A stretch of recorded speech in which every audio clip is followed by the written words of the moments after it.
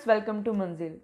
हम अक्सर बात करते हैं स्टडी वीज़ा को लेकर एंड उसके एलिजिबिलिटी क्राइटेरिया को लेकर, एंड इन दिनों में हम बात कर रहे थे रीसेंट अपडेट्स को लेकर, मोस्टली कनाडा को लेकर, एंड उसके बाद हम यूके को लेकर बात करते थे। एंड नंबर ऑफ क्वेश्चंस आ रहे थे कनाडा को लेकर, क्योंकि वी ऑल नो कि कनाडा की पॉपुलेशन जो इंडिया से माइग्रेट होती है वो बाकी कंट्री के विद रिस्पेक्ट टू थोड़ी सी ज़्यादा है, एंड कनाडा की डिमांड दूसरी कंट्री से थोड़ी सी ज़्यादा है।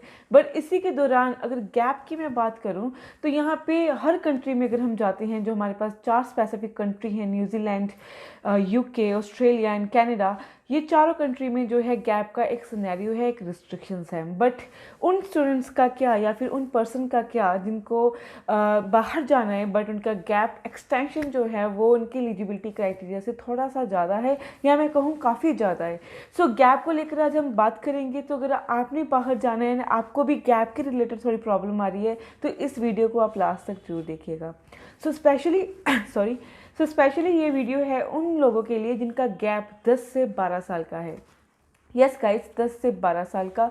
एंड वी ऑल नो 10-12 साल का गैप जो है हर कंट्री, इन 4 स्पेसिफिक कंट्री में जस्टिफाई करना कितना मुश्किल है, क्योंकि जिन्होंने भी गैप सेटिस्फाई करवाना होता है उनको मालूम है कि 3 से 4 साल विदाउट एनी डूइंग समथिंग, चाहे कहीं स्टडी नहीं कर रहे, चाहे हमारे पास सर्टिफिकेशन नहीं होती, वो 3 से 4 साल भी कवर करना बहुत मुश्किल हो जाता है। फिर यहाँ पे हम बात कर रहे हैं 10 से 12 साल के लिए। पर डिसअपॉइंट होने की कोई ज़रूरत नहीं है। अगर आपका गैप इतना बड़ा है फिर भी आप आउटर कंट्री में जा सकते हैं, और उसके ऑप्शंस हमारे पास यहाँ पे जो मेजर ऑप्शंस हैं वो हैं 2।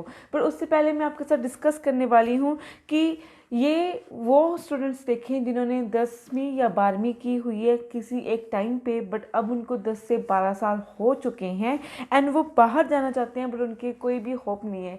बेसिकली अगर मैं आपको ट्रूथ बताऊं तो इन 4 कंट्री में अभी इम्पॉसिबल जैसा टाइम है कि आप 10 से 12 साल का गैप जस्टिफाई करवाओगे। पर इसके अलावा अगर बेस्ट ऑप्शंस मैं आपको बताऊं तो वो है Singapore and Ukraine. And guys believe me, Singapore और यूक्रेन जो है इतनी बुरी ऑप्शंस नहीं हैं। इनफैक्ट जो इंडिया की माइग्रेशन है वो बहुत ज़्यादा है इन दोनों कंट्रीज़ को लेकर, एंड इन दोनों में से भी अगर मैं कंपेयर करूं तो यूक्रेन को लेकर जो है लोग बहुत अवेयर हो रहे हैं, एंड इनफैक्ट बहुत सारे लोग जो हैं माइग्रेट भी हो रहे हैं। एंड अगर मैं इनकी स्टडी प्रोपेगेंडा की बात करूं तो अगर मैं बताऊं कि सिंगापुर है तो सिंगापुर में आपको 6 मंथ का जो है स्टडी प्लान मिलता है, जिसके साथ आपको इंटर्नशिप प्लस जॉब के भी ऑप्शंस मिलते हैं। और इन दोनों कंट्रीज़ में जाने के लिए जो हमारी एलिजिबिलिटी क्राइटेरिया होता है, लाइक आइल्स एंड इंटरव्यू, इसके बारे में अगर मैं डिटेलिंग में बात करूं तो इसमें आपको सिर्फ अपने 10th और +2 का सर्टिफिकेट चाहिए। उसके अलावा आपको आइल्स नहीं चाहिए। अगर आपके पास है तो वेल एंड गुड, अगर नहीं है तो डू नॉट वरी, उसकी इतनी कंपल्शन नहीं है। एंड अगर मैं बात करूँ इंटरव्यू की वो भी डिपेंड करता है, कभी किसी टाइम पे रेयर चांसेस होते हैं कि कभी इंटरव्यू आ जाए, बट इंटरव्यू नहीं होता है। एंड बेसिकली यहाँ पे 10 से 12 साल का जो गैप है वो भी एक्सेप्टेबल है। एंड अगर इन दोनों की मैं ट्रैवल की बात करूँ तो ट्रैवल एंड वीज़ा इन दोनों कंट्रीज़ के लिए ओपन है, अभी भी ओपन है, एंड इनमें इतने रिस्ट्रिक्शंस नहीं है जितनी बाकी कंट्रीज़ को लेकर रिस्ट्रिक्शंस हैं, जैसे कि लॉकडाउन और क्वारंटीन को लेकर। सो इसके अलावा मैं बात करूँ बेनिफिट की बात करूँ तो सिंगापुर वी ऑल नो कि बहुत इजी टू असेस है, सिमिलरली यूक्रेन भी बहुत इजी टू असेस है।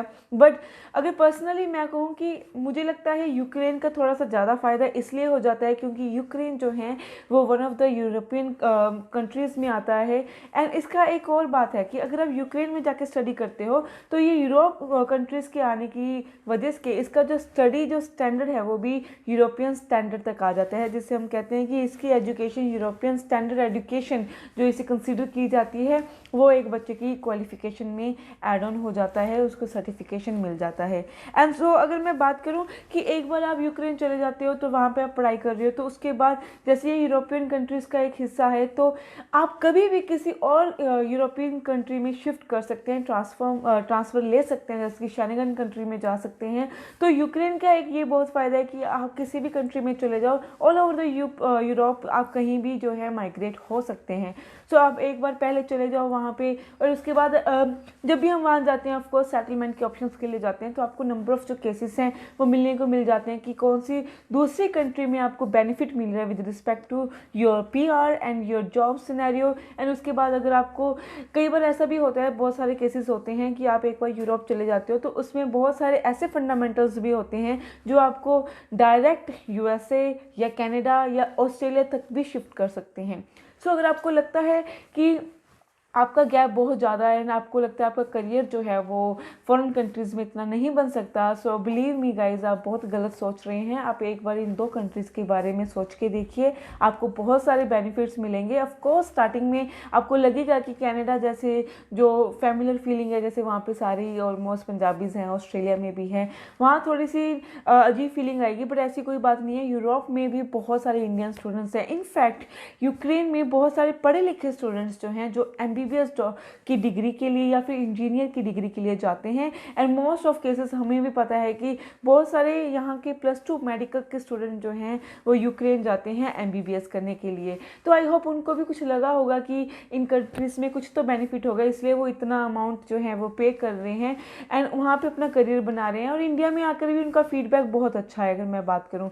एंड उसके अलावा यहाँ पे जाते जाते मैं बात करूँगी इन दोनों कंट्रीज़ के एक्सपेंडिचर को। तो अगर मैं ट्रैवल की बात करूँ, इन दोनों कंट्रीज़ का जो है ऑलमोस्ट जो एक्सपेंडिचर है वो 4.5 लाख तक का आ जाता है। And I think this is very budget friendly. तो अगर आपको बजट को लेकर थोड़ी सी प्रॉब्लम है या फिर आपको लगता है फेवरिज्म नहीं है, तो मुझे लगता है ये 2 कंट्रीज़ आपको आपके लिए इन्वेस्ट करने में बहुत अच्छा है। एंड जाते जाते एक बात मैं और कहूँगी कि कई बार क्या होता है कि नंबर ऑफ़ पीपल या कंसल्टेंट्स क्या करते हैं, एडवर्टीजमेंट करते हैं इन 2 कंट्रीज़ के अलावा, एंड यहाँ का जो बेसिक अमाउंट है जो मैंने आपको बताया कि 4.5 लाख जो इसका बेसिक अमाउंट है, बट उनसे भी लोग जो एजेंट्स होते हैं 8 से 9 लाख रुपया लेते हैं इन कंट्रीज़ में जाने का भी। सो बी अवेयर, इतने पैसे नहीं लगते हैं जितने एजेंट्स आपको मांग लेते हैं। एंड जब भी आप ये अप्लाई करो तो आप इसके बारे में इंटरनेट में ज़रूर जो है वो देख लीजिएगा कि इसके बारे में सब कुछ लिखा हुआ है, चाहे यूक्रेन है या फिर सिंगापुर है, इसकी जो ट्रैवल से लेकर स्टडी हिस्ट्री है इसमें सब जो है दिया हुआ है, तो आप अपनी तरफ से भी चेक कर सकते हैं। Thank you guys.